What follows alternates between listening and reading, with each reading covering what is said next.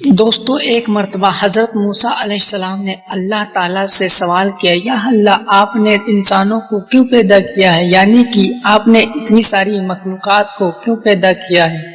اور اگر پیدا کیا ہے تو انہیں مار کیوں دیتے ہو؟ یعنی کہ ان کو موت کیوں دیتے ہو؟ موسیٰ علیہ السلام کے اس سوال کا جواب اللہ تعالیٰ نے جو دیا اس کو سن کے آپ بھی حیران اور پریشان ہو جاؤ گے، اور ساتھ ہی ساتھ یہ بھی معلوم چل جائے گا کہ اللہ تعالیٰ اپنے بندوں کو کیوں پیدا فرماتا ہے اور ان کو مار کیوں دیتا ہے۔ اس لیے دوستو آج کا یہ ویڈیو آپ سبھی کے لیے بہت ہی خاص ہے۔ اس ویڈیو کو آخر تک ضرور دیکھیں، اور اگر آپ کو اللہ کی ذات پر مکمل بھروسہ ہے تو اس ویڈیو کو دل سے لائک کریں اور کمنٹ باکس میں اللہ اکبر لکھیں۔ تو چلیے دوستو شروع کرتے ہیں۔ جس سے کہ آپ سب جانتے ہو حضرت موسیٰ علیہ السلام اللہ سے ہم کلام ہوا کرتے تھے، یعنی کہ اللہ سے بات کیا کرتے تھے۔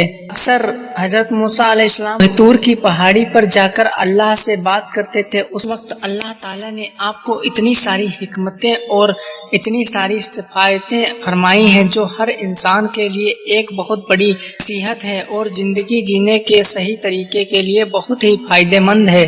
دوستو ایک مرتبہ موسیٰ علیہ السلام نے اللہ تعالیٰ سے ایک سوال کیا، اے اللہ آپ لوگوں کو پیدا کرتے ہو اور پھر انہیں مار کیوں دیتے ہو؟ ان میں آپ کی کیا حقیقت ہے؟ یعنی کہ آپ ایسا کیوں کرتے ہو؟ تو یہ سن کے اللہ تعالیٰ نے حضرت موسیٰ علیہ السلام کو حکم دیا کہ اے موسیٰ تم کھیتی بو دو۔ حضرت موسیٰ علیہ السلام نے اللہ کے حکم سے کھیتی کرنا شروع کیا۔ کچھ دنوں کے بعد جب وہ کھیتی تیار ہوئی تب حضرت موسیٰ علیہ السلام نے اس کو کاٹ دیا۔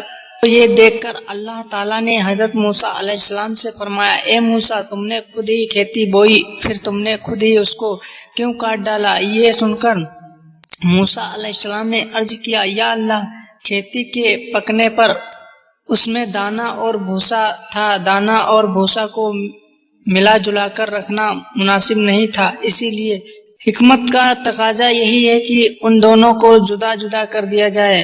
اتنا سن کر اللہ تعالیٰ نے موسیٰ علیہ السلام سے پوچھا، اے موسیٰ تم نے یہ عقل کہاں سے حاصل کی؟